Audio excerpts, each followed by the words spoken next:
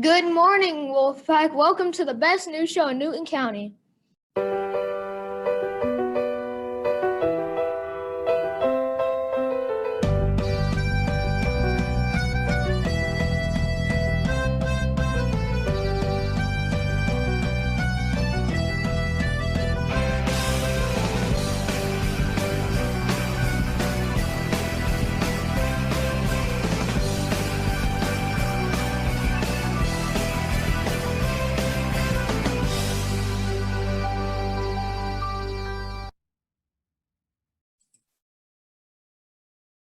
Good morning, Flint Hill family, and welcome back to another day at Flint Hill. Today is Tuesday, March the 23rd, 2021.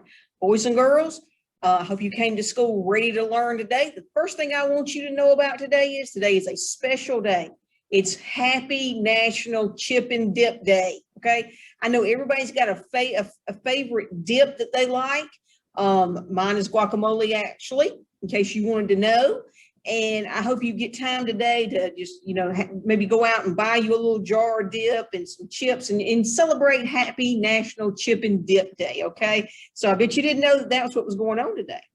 Also, this is National Agricultural Week, and we're going to have some stories brought to you by our very own agriculturist, Miss Cannon. Also, we're continuing on with Women in History. So those are important. Please take note of those in the news show. Early release day is Friday. Boys and girls, make sure your parents know that and that you know how you'll be going home on Friday. We will dismiss at 11:15. So beware of that. What's on the menu for today for lunch? Well, let's take a look. Today is barbecue chicken sandwich, crinkle cut fries, pineapple with cherry, vegetable juice, and milk. So you guys enjoy that when you go to lunch today. Also, I want to remind you about the Howell expectations.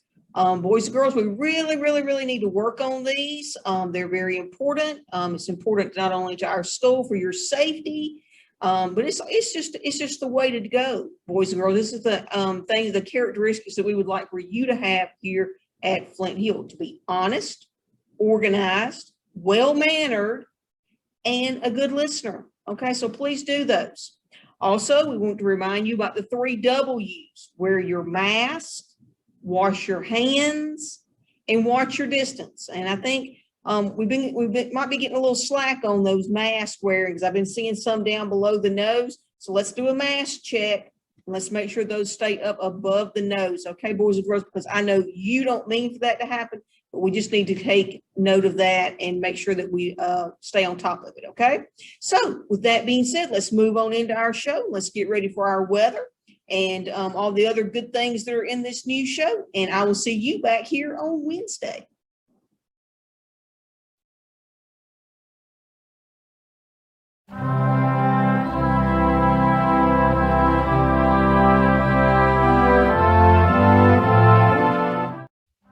I pledge allegiance to the flag of the United States of America and to the republic from which it stands, one nation, under God, indivisible, with liberty and justice for all.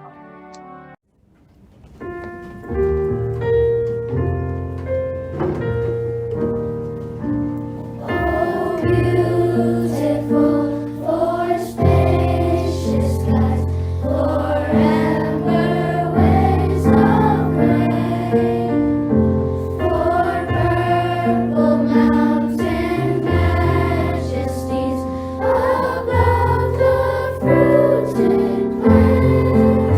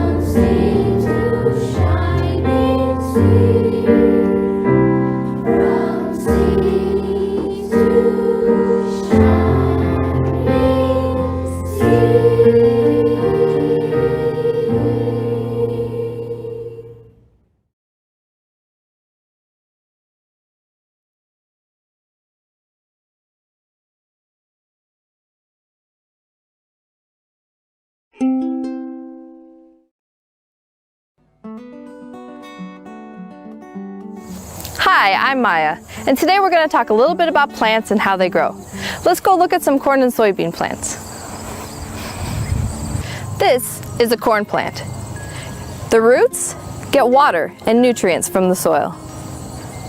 The stem supports the growth of the leaves, flowers, and seeds. The leaves do photosynthesis to get food from the sun. Corn is a monocot, so the veins in the corn leaf run side by side. The tassel at the top of the corn plant has the male flowers that make pollen. Inside the ear of corn are the female ovules. When the pollen lands on the corn silks, it fertilizes the ovules and the seeds develop inside the ear of corn. If you look inside the ear of corn, there are rows and rows of seeds. A single ear of corn has hundreds of corn seeds. We use these seeds for many purposes, but we can also plant them to grow new corn plants. Here is a soybean plant. Here are the soybean roots. Soybean roots have nodules on them, with bacteria that help the plant get nitrogen, an important plant nutrient. Early in plant growth, you can see the cotyledons of the plant. These are the first leaves that were present in the seed, helping the plant get its first food to start growing. Again, we have stems that support the growth of the leaves, flowers, and seeds. Soybeans are dicots, so the veins in the leaves branch out. Soybean flowers have both male and female parts and usually pollinate themselves. These develop into pods with the seeds inside. Crops are living things that go through their life cycle and respond to their environment just like any other living thing.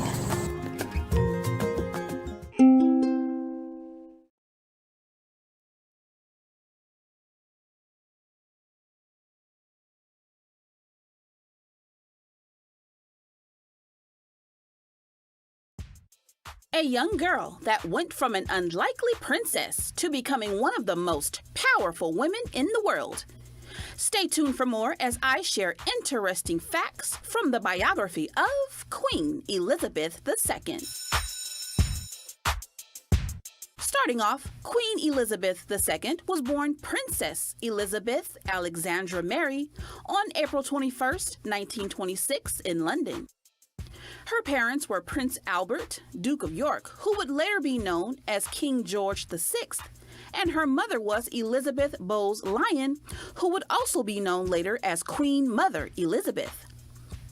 When looking at her rise to the throne, Elizabeth was unlikely to take the throne until her uncle Edward VIII gave up his throne to Elizabeth's father, who went from Duke of York to King George VI.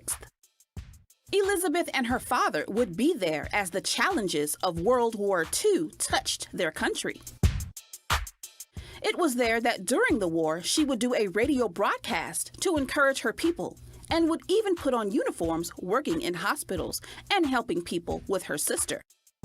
After a trip in 1947 with her parents, it was announced that Elizabeth was engaged to be married to Philip Mountbatten. After the two married, they would have their first child, Prince Charles, who was born on November 14, 1948 at Buckingham Palace. A few years later, Elizabeth's father, King George VI, became ill and not long after died on February 6, 1952. After mourning her father, Elizabeth would begin her duties as queen, and her coronation was held at Westminster Abbey on June 2, 1953. In all, Queen Elizabeth II had 4 children: Prince Charles, Princess Anne, Prince Andrew, and Prince Edward. Of course, with children came grandchildren, and that is where Prince Charles would marry Lady Diana Spencer. The two would have 2 sons, Prince William in 1982 and Prince Harry in 1984. Queen Elizabeth would continue to support her family through good and bad times, including seeing her children have problems with their marriages and the death of Princess Diana in 1997.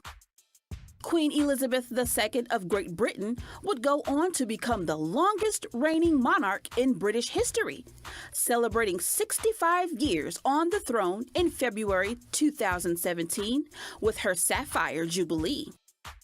Okay, friend, that is all with interesting facts from the biography of Queen Elizabeth II. I hope you enjoyed learning with me, and feel free to share things that you may know about Queen Elizabeth with us in the comments right here on YouTube. Thanks for watching, and I'll see you all next time. Good morning, Wolfpack. Look at all the kindness that we're spreading around Flint Hill.